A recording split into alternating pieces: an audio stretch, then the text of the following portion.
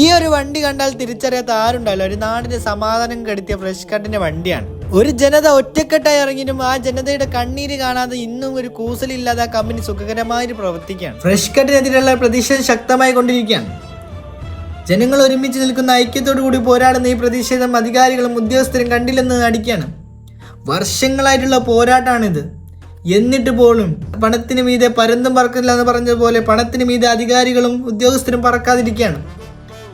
ആ നാട്ടുകാർ കണ്ണീരോടുകൂടി പറയുന്നുണ്ട്, വർഷങ്ങളായി ഞങ്ങൾക്ക് ശുദ്ധമായി കിട്ടിയിട്ട്, വർഷങ്ങളായി ശുദ്ധജലം കുടിച്ചിട്ട് ഇത് ഞങ്ങൾ കുട്ടികൾ ഉപയോഗിക്കാതെ മരുന്നില്ല, ശ്വാസമുട്ടലുകൊണ്ട് ഇന്ന് ഉപയോഗിക്കാതെ മരുന്നില്ല എന്ന് ആ നാട്ടുകാർ കണ്ണീരോടുകൂടി പറയുന്നുണ്ട്. അതുപോലെ തന്നെ അവർ പറയുന്നുണ്ട്, ഇന്ന് നല്ലൊരു കല്യാണ ആലോചന പോലും അങ്ങോട്ട് വരുന്നില്ല.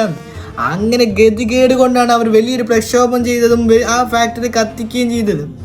എന്നിട്ട് പോലും അധികാരികളും ഉദ്യോഗസ്ഥരും വേട്ടക്കാർക്കൊപ്പം നിൽക്കുകയാണ്. അങ്ങനെ വീണ്ടും പ്രതിഷേധം ശക്തമായി കൊണ്ടിരിക്കുകയാണ്. നീതി ലഭിക്കാതെ ഈ സമരം പിന്നോട്ട് പോകില്ല. കാരണം നിലനിൽപ്പിന്റെ പ്രശ്നമാണ്. ഇനിയെങ്കിലും അധികാരികളും ഉദ്യോഗസ്ഥരും കണ്ണു തുറക്കണം. ഈ ഇരകൾക്കൊപ്പം നിൽക്കണം, നീതിക്കൊപ്പം നിൽക്കണം.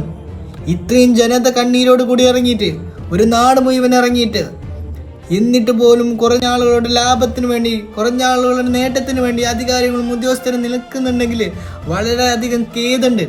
ഈ സമരത്തിന് എല്ലാവിധ ഐക്യദാർഢ്യം പ്രഖ്യാപിക്കാണ്.